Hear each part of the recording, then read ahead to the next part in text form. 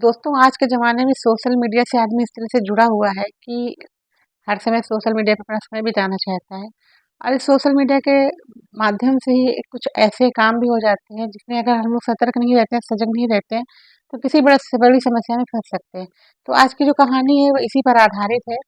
तो अगर आपको कहानी अच्छी लगे तो लाइक करिएगा, चैनल पर पहली बार आए तो सब्सक्राइब करिएगा। और अगर आपको वीडियो अच्छी लगती है और आप चाहते हैं कि ये वीडियो किसी को भेजी जाए तो आप उसको शेयर भी कर सकते हैं। और मेरी नई-नई कहानी लाने का सिर्फ़ मकसद इतना होता है, आपको अवेयर करना, आपको सतर्क रहना, आप जागरूक रहें, चीज़ों को समझ कर के जब आदमी सुनता है, तो जागरूकता उसकी बढ़ती है। बस हमारी मेरी कहानी लाने का मतलब किसी को ठेस पहुँचाना नहीं रहता है, सिर्फ़ आप लोगों को जागरूक रहना करना होता है कि देखिए समाज में क्या चल रहा है। तो चलिए कहानी शुरू करते हैं। नमस्कार दोस्तों, मैं हूँ सुफ़ी और आप सभी का स्वागत करती हूँ अपने चैनल में। दोस्तों, आज की जो कहानी है ये कानपुर उत्तर प्रदेश की है और एक ऐसी कहानी है, कहानी को पूरा सुनिएगा, इसमें आपको एक बहुत बड़ी सीख मिलेगी। एक लड़की होती है जो कि अपनी ससुराल में 2 साल पहले उसकी शादी हुई होती है और शादी के 2 साल के बाद एक दिन वो अपनी सास के पास आती है और बोलती है कि अब मैं आपके बेटे के साथ नहीं रह सकती हूँ।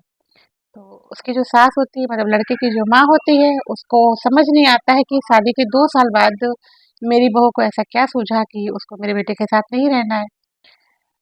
तो वो कहती है कि बेटा ऐसी क्या बात हो गई है? अपने बेटे से ही बात करने की कोशिश करती है कि आखिर ऐसी क्या बात हो गई कि शादी के 2 साल के बाद जो बहू है वो साथ नहीं रहना चाहती है। तो सास जब पूछती है अपनी बहू से कि आखिर मुझे बात बताओ, समस्या बताओ, हो सकता है कि मैं उसका कुछ निदान कर सकूँ। तो बहू बोलती है कि आपका बेटा नपुंसक है और वो मुझे संतुष्ट नहीं कर पाता है, इसलिए मुझे उसके साथ नहीं रहना है। अब जो एक माँ होती है तो वो बहुत परेशान हो जाती है कि अगर इस तरह की बातें पूरे समाज में फैलेंगी तो अगर इसके जाने के बाद मैं अपने बेटे की दूसरी शादी भी करना चाहूँगी तो नहीं हो पाएगी शादी वो। तो जो माँ होती है वो ये कहती है कि ठीक है अगर तुम्हें नहीं रहना है तो कोई बात नहीं, लेकिन तुम ये बातें किसी से कहना नहीं मेरे बेटे के बारे में। और माँ के अकाउंट में मतलब उसकी सास के अकाउंट में 3 लाख रुपए होता है और वो 3 लाख रुपए वो अपनी बहू को दे देती है और बहू अपना ससुराल छोड़ कर के और चली आती है। उसकी शादी अकबरपुर में हुई होती है, तो वो अपने मायके ना जा कर के कानपुर आ जाती है, उत्तर प्रदेश का एक जिला है कानपुर, कानपुर में आ जाती है और कानपुर में रहने लगती है। कानपुर में कल्याणपुर एक जगह लगती है, वहाँ पर वो रहने लगती है। तो अब वो अकेली होती है और सोशल मीडिया पे अपना टाइम स्पेंड करती है, वो ज़्यादातर सोशल मीडिया पे एक्टिव रहती है। जैसे कि हम लोग फ्री टाइम होता है, हम सब लोग की आदत है कि जैसे ही थोड़ा काम से फ्री होते हैं, तो थोड़ा फ़ेसबुक देखना या इंस्टाग्राम चलाना, यूट्यूब देखना, ये हमारा क्या कहते हैं थोड़ा-सा एंटरटेनमेंट का सहारा होता है। जैसे आप मेरी कहानी यूट्यूब पर देख रहे हैं, वैसे ही वो भी करती थी। तो वो फ़ेसबुक पर एक्टिव थी, ज़्यादा ही फ़ेसबुक पर एक्टिव थी। तो फ़ेसबुक के माध्यम से वो एक लड़के को फ्रेंड रिक्वेस्ट भेजती है और वो एमपी में एक जेल के अंदर उसकी ड्यूटी होती है। वो पुलिस में होता है बंदा वो और उसकी एमपी के जेल में ड्यूटी होती है। क्योंकि वो भी कानपुर के पास एक गाँव है, वहाँ का होता है, रसूलाबाद का होता है। तो वो भी जब फ्री होता है तो फ़ेसबुक और इंस्टाग्राम और यूट्यूब वगैरह वो भी जो पुलिस में था लड़का वो भी चलाता होता है। तो वो एक दिन रिक्वेस्ट देखता है कि किसी लड़की की रिक्वेस्ट आई है और जब उसकी पूरी आईडी पे सर्च करता है तो जो उसका जहाँ वो रहती है उस जगह जो कानपुर लिखी होती है तो उसको ये लगता है ये तो कानपुर जो जगह है वो तो मेरे घर के पास ही है, मैं जब कभी गाँव जाऊँगा, ये सोचकर खुश हो जाता है तो वो उसकी रिक्वेस्ट एक्सेप्ट कर लेता है।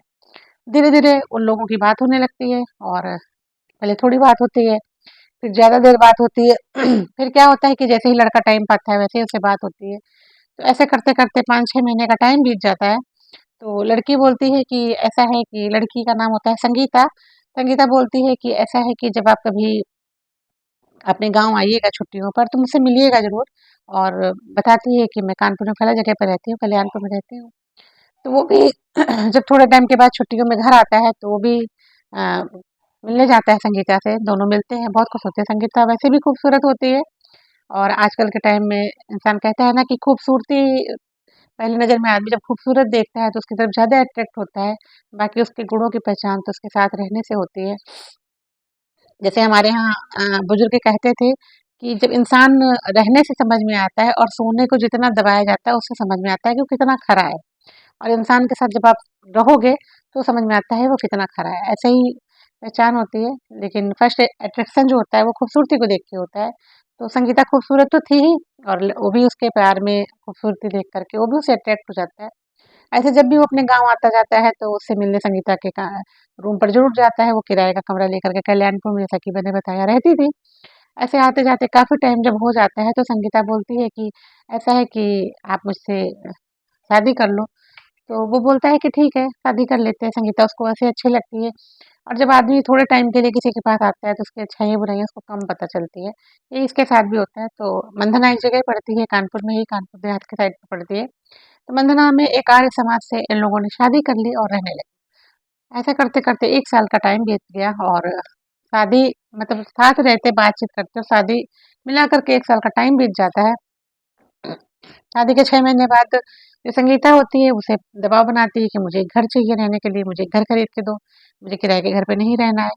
अब आपको पता है कि जो भी इस तरह की जॉब करते हैं मुझे कमेंट करिएगा कि जो पुलिस की सर्विस करते हैं उनकी सैलरी इतनी नहीं होती है, वो इतनी जल्दी अपनी इतना बड़े प्रॉपर्टी खरीद सके या मकान खरीद सके, उनको सेविंग करनी पड़ती है बहुत टाइम तक, उसके बाद वो इस टाइप का कुछ कर पाते हैं।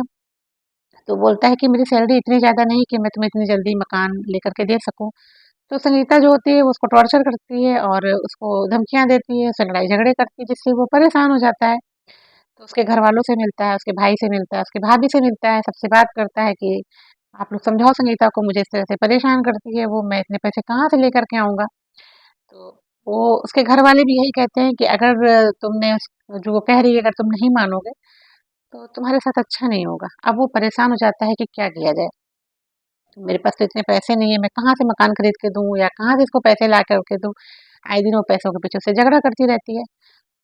तो ऐसे ही करते-करते वो अपनी ड्यूटी पे वापस जाता है। वाप अपने अपने जो साथ सहकर्मी होते हैं उनसे चर्चा करता है कि यार ऐसी-ऐसी बात हो गई है। तो उसके सहकर्मी जो होते हैं वो कहते हैं परेशान ना हो, जहाँ पे वो रहती है उसके संबंधित थाने में आप जा कर के कंप्लेन करो, कुछ ना कुछ सॉल्यूशन ज़रूर मिलेगा। तो वो जब वहाँ कल्याणपुर थाना लगता है, कल्याणपुर क्षेत्र की बात होती है तो थाना कल्याणपुर ही लगता है। कल्याणपुर थाने में जाकर के वो रिपोर्ट दर्ज करता है और रिपोर्ट दर्ज करने के बाद वहाँ बात करता है और बताता है कि मुझे इस तरह से परेशान किया जा रहा है। तो जब उस लड़की की हिस्ट्री निकाली जाती है तो ये समझ में पता चलता है कि ये पहला बंदा नहीं था जिसके साथ ये हुआ है। ये इसके पहले भी एक पुलिसकर्मी ही था जिसके साथ इसने उसको प्यार में फँसाया, उसको फ्रेंड रिक्वेस्ट भेजी, उसके साथ प्यार में रही कुछ दिन तक, उसको भी उससे प्यार हो गया और उसने भी उससे शादी कर ली। फिर उसके बाद उससे भी वो यही कहने लगी कि मुझे इतने पैसे चाहिए और मुझे मकान चाहिए।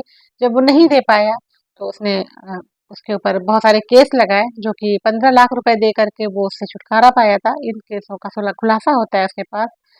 तो पुलिस अभी भी लगी हुई है और सोशल मीडिया पे कई इस तरह के आते हैं कि आप सोशल मीडिया के इस तरह के फ्रॉड से बहुत बच कर रहें।